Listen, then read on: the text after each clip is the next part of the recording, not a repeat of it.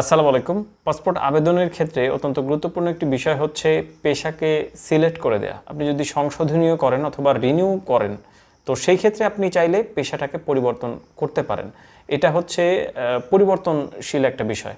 আপনি একটা পেশায় ছিলেন আর একটা পেশা এখন চলে এসছেন, আপনি সেই ক্ষেত্রে আপনি এটা সংশোধন করে দিতে পারবেন। এটা কোনো সমস্যার কোনো কিছু না।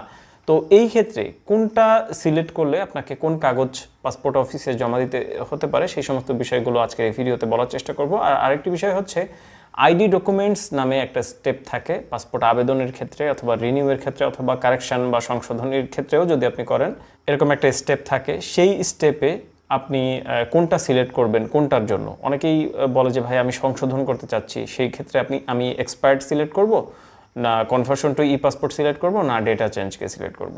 এই যে জিজ্ঞাসাটা মূলত আবেদনের এই যে দুটি গুরুত্বপূর্ণ জিজ্ঞাসা আজকের এই ভিডিওতে পুরো বিষয়টা এক্সপ্লেন করার চেষ্টা করছি।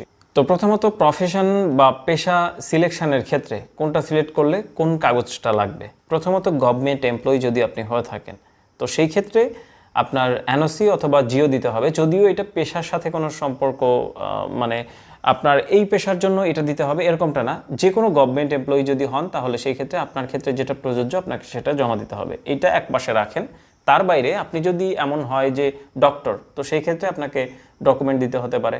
আপনি ড্রাইভার, সেক্ষেত্রে ড্রাইভিং লাইসেন্স দিতে হতে পারে।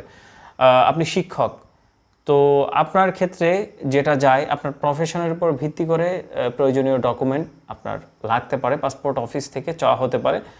তারা যদি চেয়ে ফেলে তাহলে অবশ্যই আপনাকে দিতে হবে, যদি না চায় তাহলে তো কোনো ব্যাপার না। আর এমন কিছু আপনার পেশা রয়েছে যেগুলোর ক্ষেত্রে আপনার ডকুমেন্টের প্রয়োজন হয় না। যেমন ধরুন আপনি ফার্মার, আপনি লেবার, আপনি অন্য কোনো হয়তো দিয়েছেন আনএমপ্লয়েডই দিয়েছেন যে বেকার, হ্যাঁ স্টুডেন্ট দিয়েছেন, সেই ক্ষেত্রে স্টুডেন্ট আইডি চাওয়া হতে পারে। আপনি যদি একজন লয়ার হয়ে থাকেন সেই ক্ষেত্রে সেটা লাগতে পারে। এই সমস্ত বিষয়গুলো এইটা এতটা ভারী করে নেওয়ার কোনো কিছু নাই। আপনার ক্ষেত্রে যেটা প্রযোজ্য আপনাকে সেটা জমা দিতে হবে। আর আরেকটি বিষয় হচ্ছে যে কিছু বিষয় এমন রয়েছে যে it's depend on your application. আপনার অ্যাপ্লিকেশনের উপর আসলে ভিত্তি করে এটা দিতে হবে।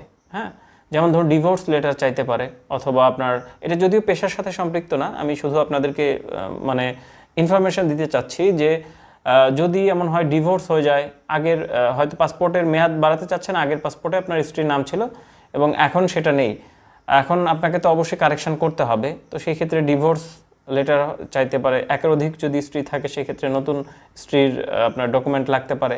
এই যে সমস্ত বিষয়গুলো এগুলো অবশ্যই মাথায় রাখবেন। এখন সেকেন্ড টপিকে আসি, সেটা হচ্ছে আইডি ডকুমেন্টসের ওখানে কোন অপশনটাকে আপনি সিলেক্ট করবেন।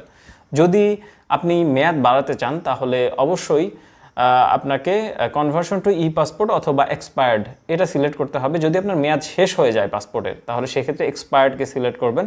আর যদি আপনার পাসপোর্টের মেয়াদ এখনও রয়েছে কিন্তু আপনি মেয়াদ বাড়াতে চাচ্ছেন, তো সেক্ষেত্রে আপনি কনভার্সন টু ই পাসপোর্ট দেবেন। যদি পাসপোর্টকে আপনি কারেকশন বা সংশোধন করতে চান তাহলে সেই ক্ষেত্রে আপনি ডেটা চেঞ্জকে সিলেক্ট করবেন। আরও কিছু অপশন রয়েছে, যেমন ধরুন আনইউজেবল যদি হয়, স্টোলেন যদি হয়, যে চুরি হয়ে গেছে, আনইউজেবল ব্যবহারযোগ্য না, তো সেই ক্ষেত্রে আপনি এগুলো সিলেক্ট করবেন। আপনার যেটা রিজন সেটাকে আপনি সিলেক্ট করে দেবেন।